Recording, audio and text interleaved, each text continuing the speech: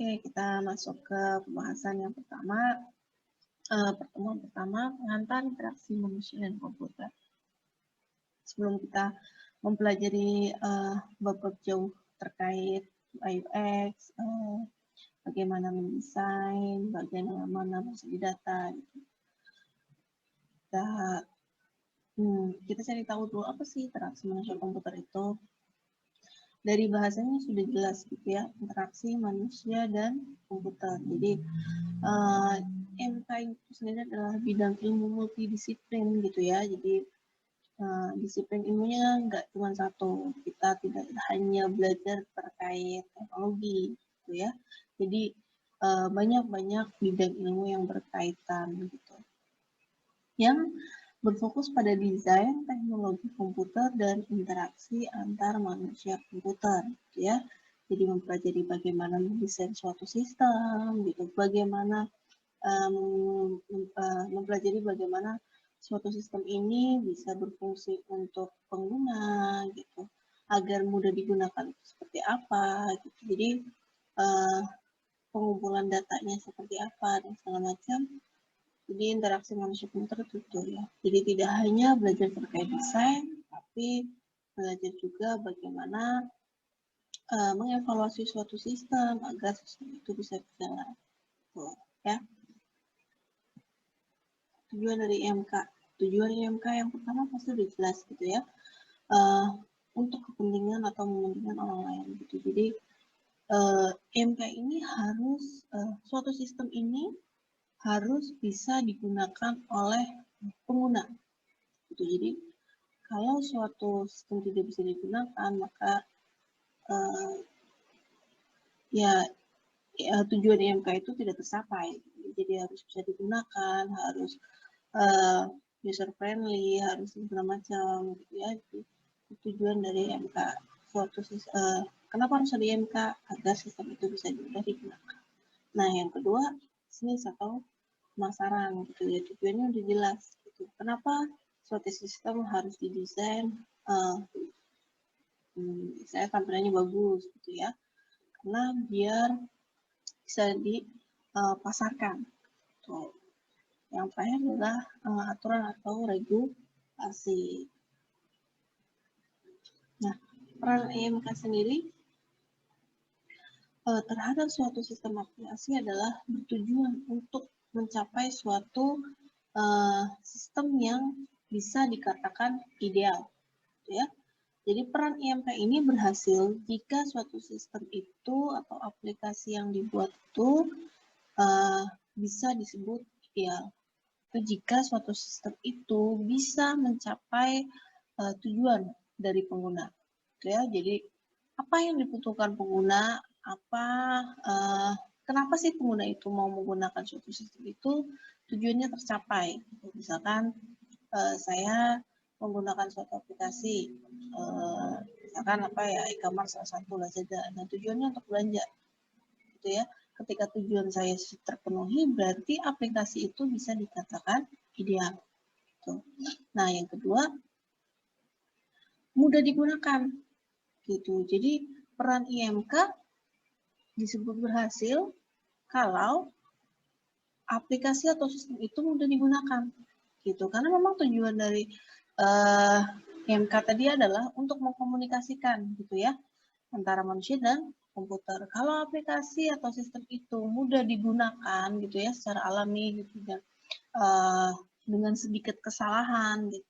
Nah, itu berarti sistem aplikasi itu bisa dikatakan ideal. Nah, yang terakhir, membuat orang lain ingin menggunakan gitu ya, atau menarik minat pengguna gitu. Jadi contohnya gitu ya, IG gitu ya, IG itu banyak menarik minat banyak pengguna gitu, ingin menggunakan, ada keinginan pengguna untuk mencoba gitu ya, untuk melihat gitu, dan ketika digunakan itu menyenangkan gitu. Nah, itu bisa dikatakan bahwa sistem aplikasi itu ideal gitu. Jadi dia harus mencapai tujuan, gitu. Harus mudah digunakan dan harus menarik.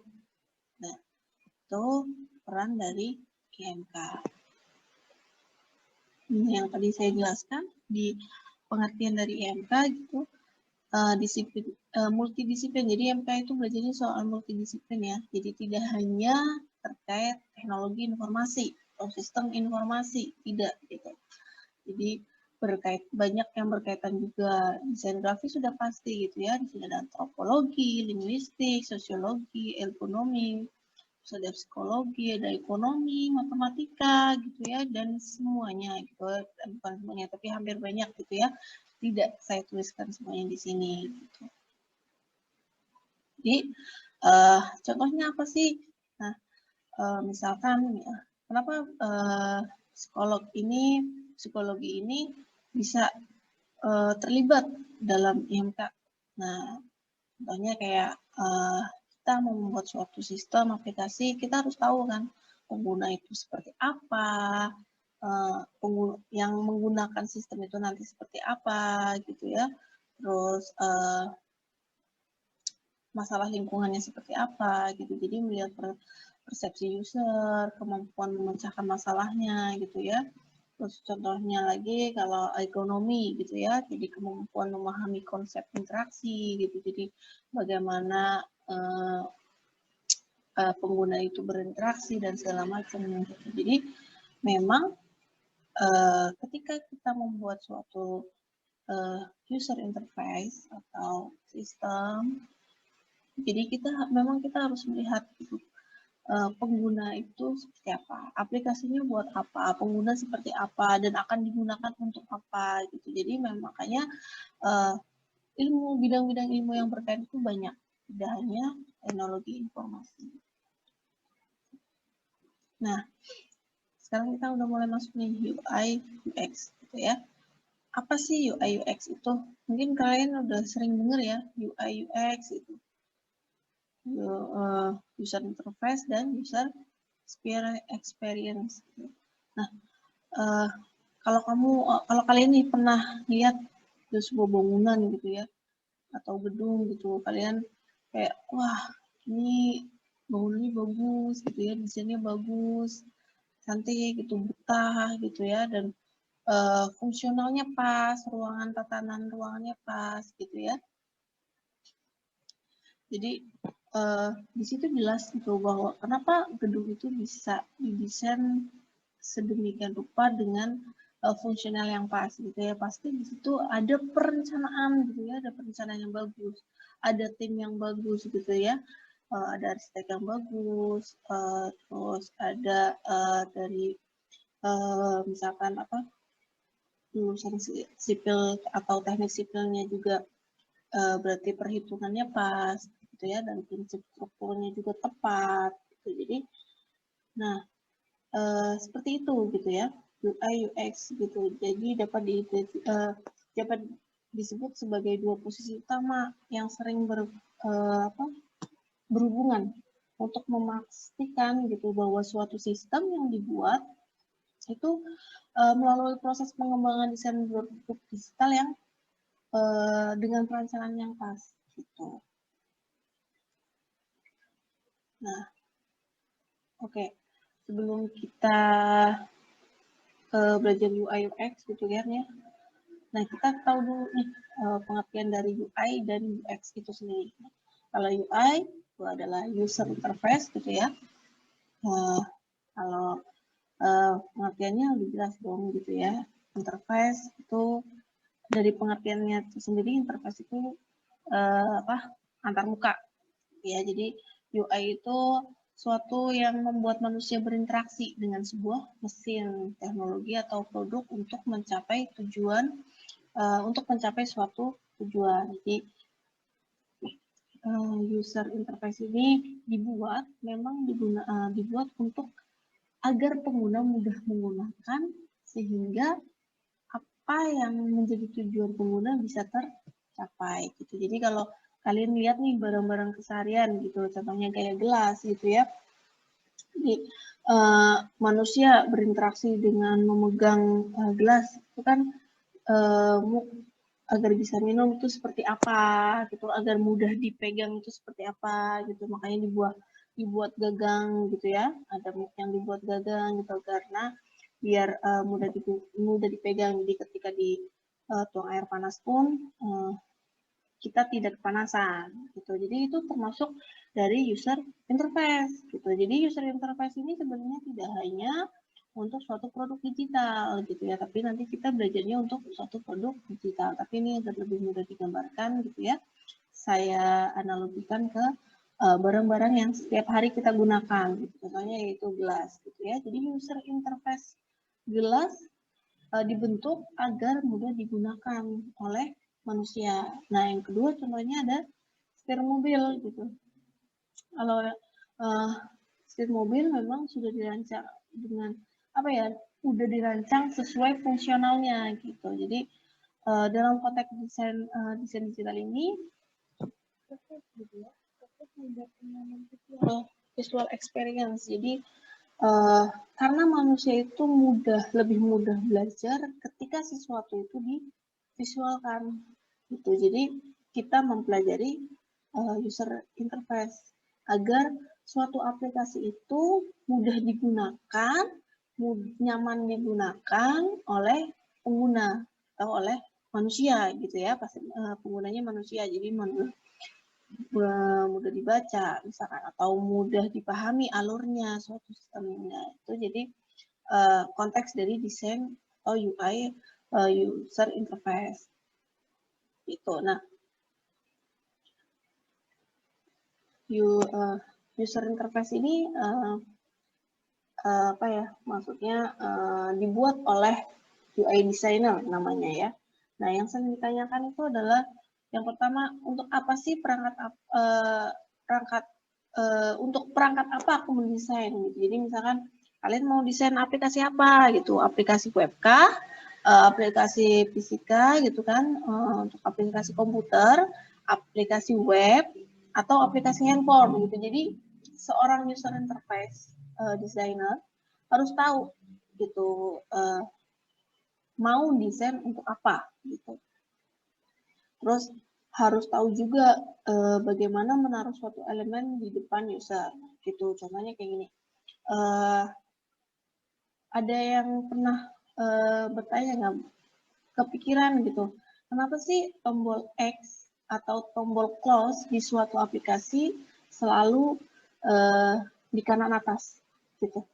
Nah itu ada historinya gitu. Jadi ada risetnya gitu. Jadi karena manusia itu kan kalau misalkan merasakan kelelahan atau lelah gitu melakukan sesuatu, itu kan kita biasanya apa ya, meregangkan tangan gitu ya, meregangkan tangan ke atas gitu. Nah makanya tombol close di suatu aplikasi itu seringnya ada di paling atas sebelah kanan gitu. Nah itu hal-hal yang seperti itu gitu ya. Jadi suatu UI designer harus tahu kebiasaan-kebiasaan dari pengguna. Jadi UI designer bisa tahu elemen ini seperti ini akan lebih mudah digunakan oleh user atau pengguna itu jika diletakkan seperti apa dan di mana dan kapan gitu. Nah, terus yang ketiga biasanya bagaimana yang biasa ditanyakan, bagaimana aku bisa membuat informasi jadi lebih jelas, mudah diakses dan dipahami. Nah ini harus pasti ya. Jadi ketika kalian membuat aplikasi, kalian harus bisa nih menggambarkan gitu ya informasi yang ada di suatu sistem aplikasi ini bisa digunakan dengan mudah oleh user itu jika saya menaruh informasi itu seperti apa atau alurnya seperti apa gitu. Yang keempat, bagaimana membuat interaksi user jadi lebih sederhana, itu pasti gitu ya. Jadi kalau terlalu kompleks pun pasti akan membuat pengguna bingung. Jadi harus didesain sesederhana mungkin. Terus ada deadline gitu ya, brand guideline-nya. Jadi misalkan kalian mendesain suatu brand gitu ya, kalian harus tahu nih ada rules yang harus kalian ikutin nggak gitu. Jadi itu kalian harus cari tahu juga. Gitu. Nah, yang terakhir, apakah user berhasil mencapai tujuan? Nah, jadi setelah kalian mendesain selesai gitu ya, kalian juga harus mengevaluasi itu dari desain prototipe yang kalian buat, user bisa, pengguna bisa mencapai tujuan nggak gitu. Nah ini terkait user interface. Nah yang kedua ada UX atau user experience gitu ya. Nah apa sih itu user experience?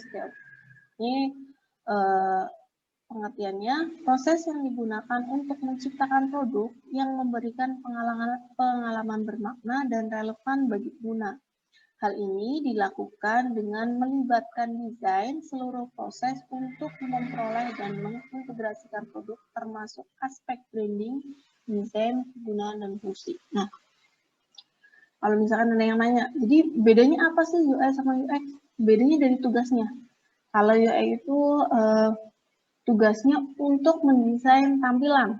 Nah, kalau UX itu tugasnya untuk mencari data bagaimana aplikasi ini akan dibuat gitu.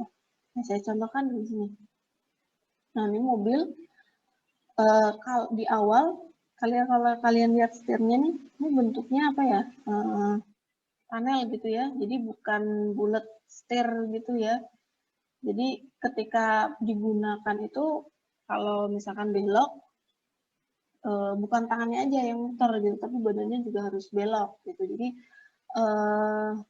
membuat usaha apa ya pengguna berusaha lebih keras untuk menggunakan navigasi setir ini gitu. Jadi itu ribet karena tugasnya si UX itu mencari masalah itu gitu. Jadi seorang UX design akan mengamati perilaku pengemudi dan memahami gitu bahwa nggak gampang untuk mengemudiin mobil dan jika setir itu dalam bentuk seperti itu gitu. Akhirnya dia mencari solusi gitu. Dia mau mewawancarai, mengamati gitu ya, melakukan interview nih ke pengemudi apa yang kesulitan apa yang didapat, terus mencoba mencari observasi lain dan segala macam gitu ya, dan akhirnya si UX design ini menemukan konsep setir mobil yang berbentuk bulat gitu yang dapat digunakan dengan kedua tangan dan lebih smooth ya seperti setir yang sekarang. Nah itu proses yang hasil yang didapatkan dari proses seorang UX designer gitu. Jadi tugasnya user experience itu jadi mencari masalah, merumuskan dan akhirnya uh, bisa menggambarkan secara sketsa konsepnya gitu konsepnya. Jadi maunya seperti apa nih kayak tadi. Kalau tadi kan yang pertama setirnya bentuknya sih panel gitu ya. Kalau belok di badan harus belok. Gitu. Nah, si UX design ini mikir gimana caranya agar si supir ini bisa menggunakan atau mengendarai mobil jauh lebih nyaman gitu. Dia mencari itu, masalah itu, dia coba menggambarkan. Nah, setelah digambarkan, nah tugasnya si user interface ini yang membuat prototipenya, hasil dari risetnya user UX dipindahkan menjadi prototipe oleh si UI. Nah itu jadi hubungan dari UI UX gitu ya. Jadi itu perbedaannya. UI itu yang membuat visualnya, UX itu yang mencari datanya. Ya, jadi konsep konsep itu yang membuat apa ya, yang bisa menggambarkan dari UX design. Nah, di sini saya tambahkan apa sih yang sering ditanyakan gitu ya, apa yang sering sisi analitis apa yang ditanyakan oleh si UX ini. Nah, yang pertama itu biasanya UX designer mempertanyakan siapa yang akan menggunakan produk ini. Itu siapa sih penggunanya? Gitu sama ya kayak tadi user interface sama. Mereka harus tahu usernya itu akan yang menggunakan siapa, pekerjaannya apa, untuk siapa gitu ya, atau untuk umum atau untuk khusus gitu. Terus untuk laki-laki atau perempuan kah atau keduanya, umurnya berapa itu harus tahu gitu. Terus tujuannya untuk apa, tujuan yang ingin dicapai oleh user seperti apa. Kayak misalkan kalau kita suka ditanya nih, pengennya nanti handphone akan seperti apa sih, dan digambarkan gitu. Misalkan, oh handphone pengen nanti nggak usah yang kita bawa-bawa deh, kita cukup pakai jentikan tangan udah muncul gitu misalkan ya. Nah itu penggambaran dari suatu user gitu. Jadi dia mencari keinginan-keinginan dari si user dalam suatu produk yang akan dibuat gitu. Terus riset apa yang digunakan, jadi kayak oke, mau cari datanya, risetnya seperti apa, apakah lebih bagus dengan wawancara, apakah lebih bagus dengan observasi langsung, atau langsung eksperimen sendiri gitu ya, bagaimana rasanya gitu, atau dengan ketiganya, yaitu suatu UX atau user experience harus tahu gitu risetnya yang pasti seperti apa, terus nanti hasil risetnya akan diapain, itu harus tahu. Terus setelah riset, setelah digambarkan oleh user interface, si user experience ini juga harus bisa gitu, harus bisa melakukan atau memecahkan masalah dari hasil dari prototipe yang sudah dibuat. Jadi misalkan, oh ini ada masalah, ada kekurangan, ada bugs dan segala macam, itu tugasnya si user experience, ya. Nah ini hubungan antara UI dan UX design, ya.